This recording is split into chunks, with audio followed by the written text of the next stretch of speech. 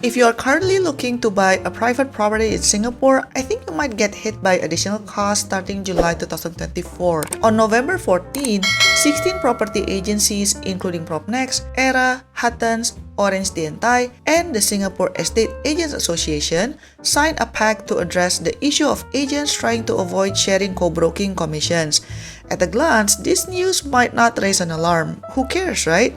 Well, wrong. If you read into it deeper, the bottom line is they want buyer or rental agents to collect commission fees from buyer or tenants while sellers or landlords pay the agents representing them. According to the press release from the Singapore Estate Agents Association, in many other jurisdictions around the world, the concept of real estate representation is very clear. Agents should collect commission from whom he or she represents. For example, the seller's agent collects from the seller and the buyer's agent collects from the buyer. The same applies to tenancy commissions, where landlord's agents will collect from landlords and tenants' agents from tenants. However, this is not the case in Singapore. And with this arrangement, they basically said that they want Singapore to apply the same model. In Singapore, if you want to rent, currently the tenant usually pays for the tenant agent if they use one, so there's not much difference there. But this pact will have a greater impact on landed and condo buyers. The common practice for property purchase in Singapore can be summarized in this matrix. For HDB resale, the seller pays around 2% to their agent while the buyer pays 1% to their own agent. However, for landed and condo properties, the current practice is buyers do not need to pay for their buyer's agent. What has been happening behind the scenes is the seller's agent typically will split some of the 2 to 4% commission with the buyer's agent. For example, if the commission to sell a condo is 2%, then the seller's agent will take 1.5% while the buyer's agent will take 0.5% depending on their agreement. This is called co-broking, where basically two agents agree to broker a deal together. This is because legally, the same agent cannot represent both seller and buyer to prevent conflict of interest. According to the news, co-broking applies to more than 90% of private property resale and rental transactions. However, there's that 10% where some sellers' agents are not keen to split the commission. So what they tend to do is to prioritize potential buyers who are not represented by an agent. So what will happen starting July 2024, the buyer will need to pay for the buyer's agent fee for private properties. The news did not mention how many percent it would be, but if let's say it's similar to the current approach, that means the buyer's agent fee would be around 0.5% to 1%. But if the industry will reapply the commission proportion for HDB resale, this might mean the buyer's agent fee will be around 1 to 2%. You might think, wait, how come these property agencies can just decide and agree on this by themselves? Isn't it the government the one regulating the agent's commission? Well, not really. You see, the Singapore government is very good at regulating many things, but property agent commission is something that they leave to the market. In fact, legally, you don't even have to engage an agent if you want to buy, sell, or rent a property in Singapore. You can just represent yourself if you want to. However, as housing is typically one of the biggest transactions in someone's life, plus the added complexities of so many moving parts, I guess society has been adjusting to accept the role of property agent to help guide the way for buyers and sellers, not only in Singapore but all over the world. Let's break down what are the potential impacts of this change. The first potential impact for buyers is this change will increase the overall cost of buying a condo or landed house. For example, if a 3-bedroom condo cost is 1.5 million and assuming the buyer's agent is asking for a 1% commission, this means the buyer's agent commission is $15,000. Don't forget that the amount is typically not inclusive of GST yet, and by the way, starting January 2024, the GST will be increased to 9%. So this means that a $15,000 commission isn't exactly $15,000. The buyer must pay $16,350 instead. And remember, you can't use your CPF or mortgage loan to pay the agent's commission. The money must come out of the buyer's pocket. Hence, to some buyers, this might impact their overall budget or even make them reconsider whether they want to purchase a condo or change their plan to purchase a resale HDB instead. Another potential impact is we might see more DIY buyers on the market who will choose to just shop for properties on their own without using a buyer's agent. You might think, aren't condo and landed property buyers logically financially capable?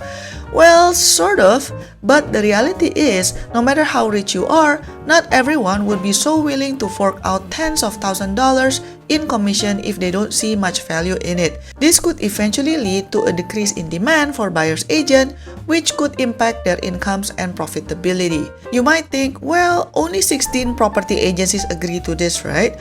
Why not just find agents from other agencies who are not asking for a buyer's commission? Well, the problem is, those 16 agencies cover around 88% of the overall 34,000 property agents in Singapore. So you'll be hard-pressed to find agents that are not expected to follow this rule by their agencies.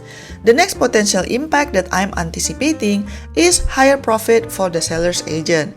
I think the irony part of this pact is they said they want to address the issue where seller's agent refused to co-broke, but with this agreement, most likely it will further embolden even more seller agents to reject sharing their commission via co-broking by citing this pact. So, most likely the seller's agent will just keep all the commission moving forward. And if you are the private property seller, I don't think this pact will mean you can pay less amount for the seller's agent commission.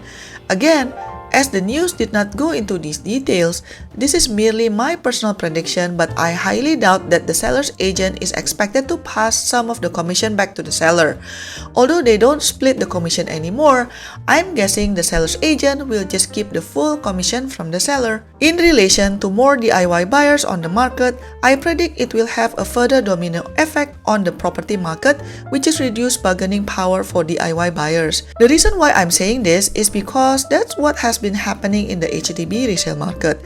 As per the matrix I've shown you, in the HDB resale market, the common practice is for the buyers to pay for their own buyer's agent, which lead to some people prefer to be DIY buyers, including myself. And based on my personal experience and others I've seen on online forums, DIY buyers tend to be ignored 80% of the time when they inquire about a property, as the seller's agent or even the seller themselves prefer to deal with a buyer who has an agent.